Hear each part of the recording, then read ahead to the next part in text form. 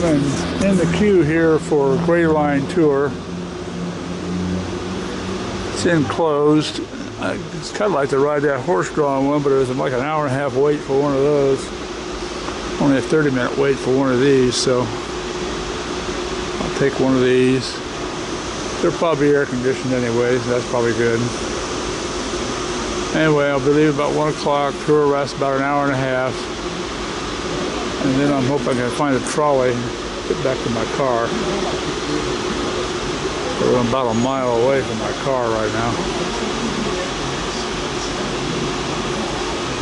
But they have a pretty big operation here, so I suspect they know what they're doing.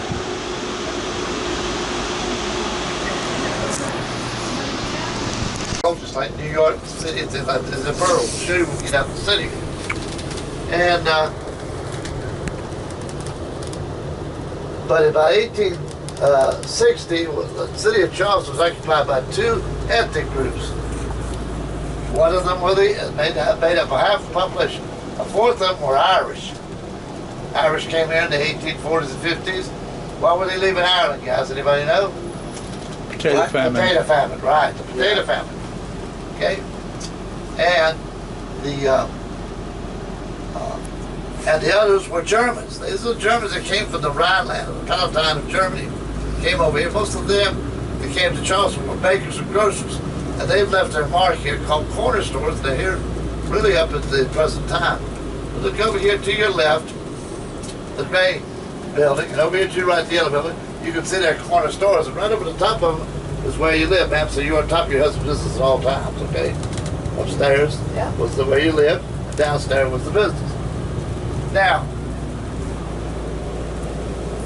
Anthony Ashley Cooper, besides having the rivers named from the Ashley and the Cooper, he was kind of head guy. He gave the colony a constitution, and that constitution had stated, anybody stated that if 10 men, I'm sorry, ma'am, if 10 men believed in God and wanted to worship Him in Charleston, they could. Everybody except one faith. Anybody think one faith was not allowed in here? It goes all the way back to Henry VIII. Who was Henry having the trouble with? Catholics. The Catholic Church. And man, sir, they were not allowed here until after the American Constitution was passed. Now, we got plantations. Low country, folks, it's called low country because the majority of land is saltwater marsh and freshwater marsh, and swamps, cypress swamps. Then, if y'all know the difference between a graveyard and a cemetery? No. Okay. We're going to see, all I'm going to show you here in the city, because that's what's all in the city here, but we're going into are graveyards. Graveyards are always next to the churches, okay? Always next to churches. We do have a cemetery at the upper end of town. We're not allowed to go in there, but you can go up there at the cemetery. And that's where the majority of our Confederate soldiers are buried, or up in the Magnolia Cemetery. It's absolutely gorgeous. You can go up there, but we're not allowed to go up there. So over here to your right is 2nd Presbyterian, and there's the graveyard. Mr. Reagan, by the way, and his son are buried over here on your right. Over here to your left, this church was built in 1859 as St. Luke's Episcopal Church, but in the 1950s it became predominantly an African-American neighborhood, and the white Episcopalians left and went over, joined their fellows over at St. Paul, and this became an African-American Baptist church. Now, all these churches, folks, you hang around here till Sunday. You can come back. They're all ongoing congregations. They're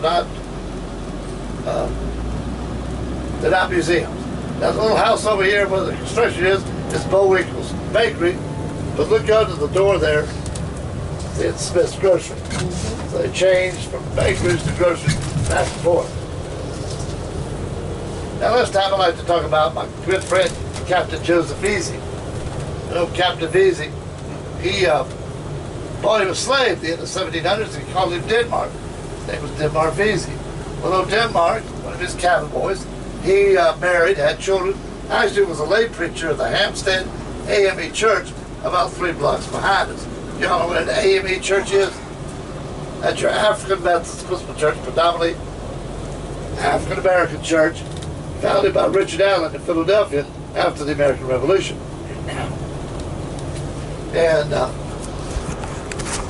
And Denmark Vesey was a cabin boy for Captain Vesey's ship.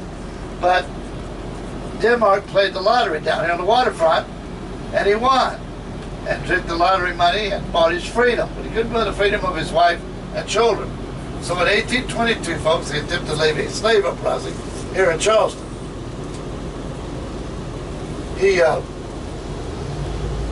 But his fellow African Americans turned him in, and he and 30 of his comrades were arrested, tried, and hung.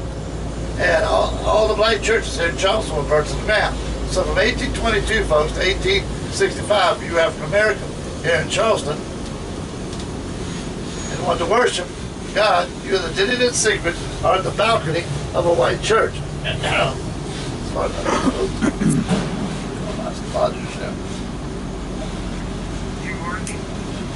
There we go.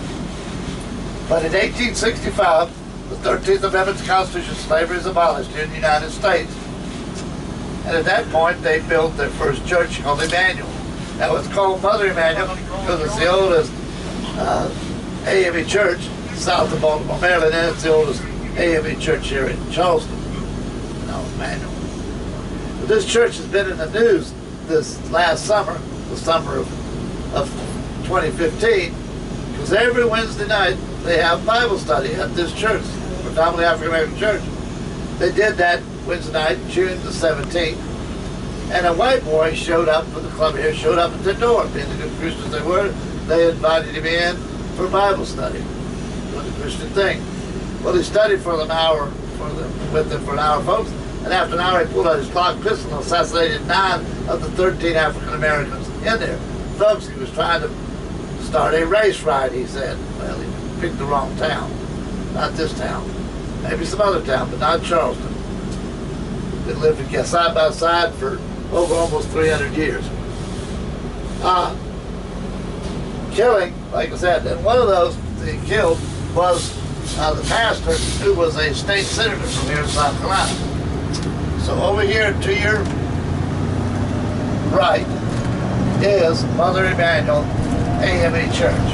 And if you look down here at the gate right here underneath the stairs is the entrance into that fellowship hall where they did their Bible study, and you can see some of the flowers and things that people still keep leaving here as memorials. And you can still sit out there in Bible studies. It's like a Wednesday. Now in front of us is Meeting Street, named for the White Meeting House here.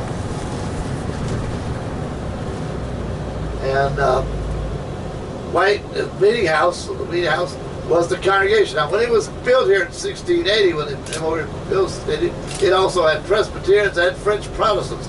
Those are called Huguenots. But they would later leave the church. But the street is named for that meeting house, that congregation or Puritan meeting house.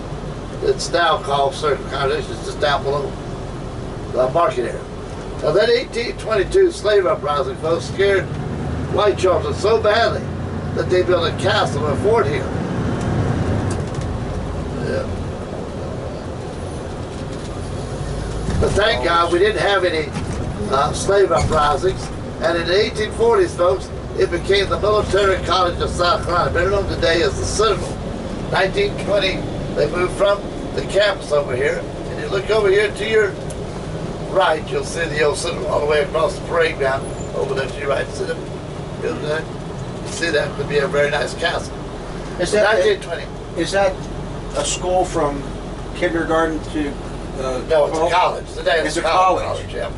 They moved here from here in the 1920s over to the banks of Ashley River there today. The Corps cadets about 2,000 students, 90% men, about 10% women.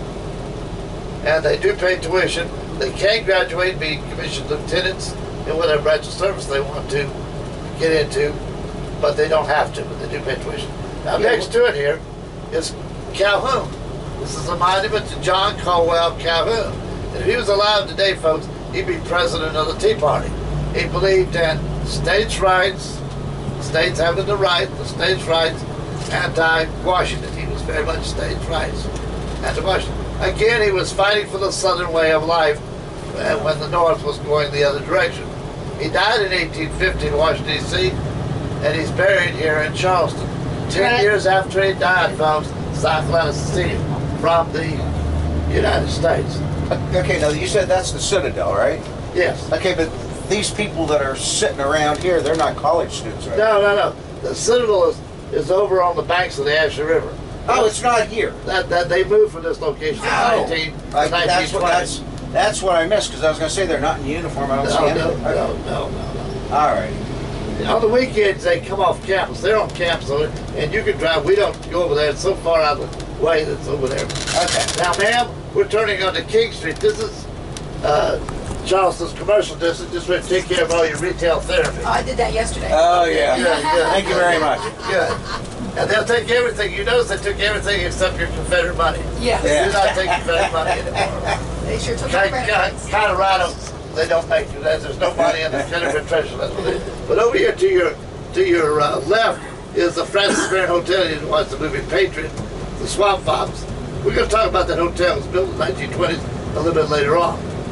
Across the way here, see a piece of rock out here with the fence around it? Mm-hmm. You all see that? That's all that's left, the fortification, folks, that stretch from the Cooper Road to the Ashley River. It's 1780, protected the city of Charleston against the British. Guys, the British attacked Charleston. They sieged Charleston. Charleston was protected by General Benjamin Lincoln. But he surrendered the city in May of 1780. Guys, that was the greatest loss of American soldiers before Potomac Reagan during World War II. And ever since that time, folks, Charleston never got along with anybody by the name of Lincoln. Again, you can see the old Citadel over here. They're building a hotel right here, folks, what they're doing. Now, right here on the corner is Virginia's. That's very much it has. Don't leave Charleston, folks, without having a cup of sheep wrap soup. We did. Had it for lunch today. Yeah, and I'm still good. stuffed. Okay, all right. What did you eat up here in Virginia? No, Hyman's. Hyman's. Actually, Okay, said our friend back here. We saw him at lunch. Very good, very good. All right, guys. Over here to your left, folks, this is St. Matthew's Evangelical Lutheran Church. This is where those bakers and grocery worship, and their descendants today worship. Again, all these churches, they're ongoing. They're not museums. They're ongoing churches. This is a Lutheran church. Right over here to your left.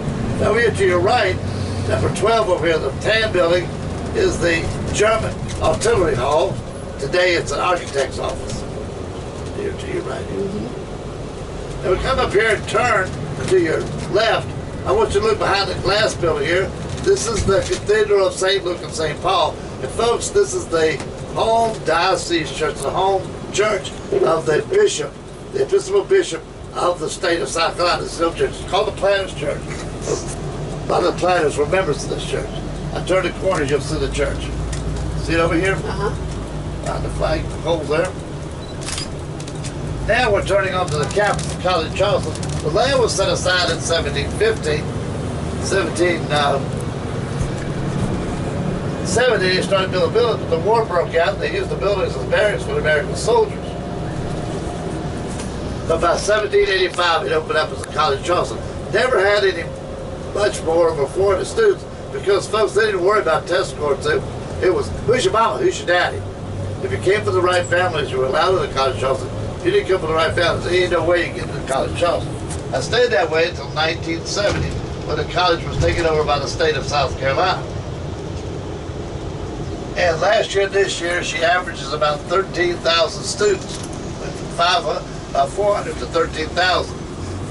But ma'am, 90% of them are females.